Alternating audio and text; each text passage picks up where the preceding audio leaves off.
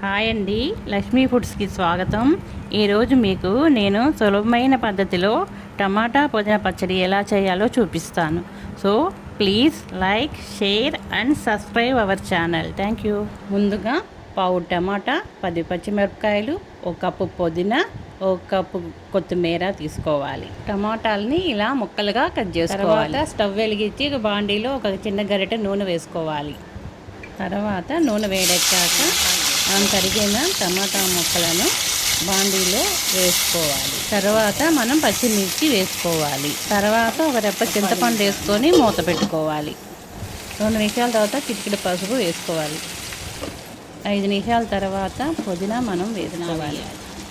అలా 10 నిమిషాల తర్వాత స్టవ్ ఆఫ్ చేసుకోవాలి. తర్వాత పచ్చడి తయారు చేసుకోవడానికి ఒక బాండీలో నూనె వేసుకోవాలి. నూనె వేడెక్కాక 1 టేబుల్ స్పూన్ పచ్చెనపప్పు, ఆవాలు, జీలకర్ర,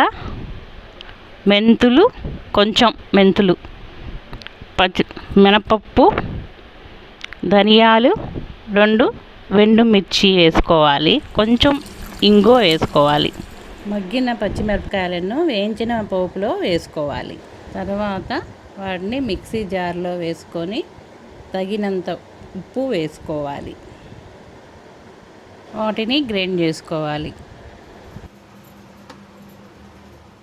గ్రైండ్ అయిన దాంట్లో మగ్గిన టమాటా ముక్కలను వేసుకోవాలి. తర్వాత కొంచెం కొత్తిమీర వేసుకోవాలి. తర్వాత గ్రైండ్ చేసుకోవాలి. తర్వాత గ్రైండ్ చేసిన పచ్చడిని ఒక బౌల్లోకి తీసుకోవాలి. పచ్చడి పోపు వేసుకోవడానికి ఒక బాండీలో 1 స్పూన్ నూనె వేసుకొని అందులో మినపప్పు, ఆవాలు, 1 ఎండుమిర్చి, కొంచెం ఇంగువ వేసుకోవాలి.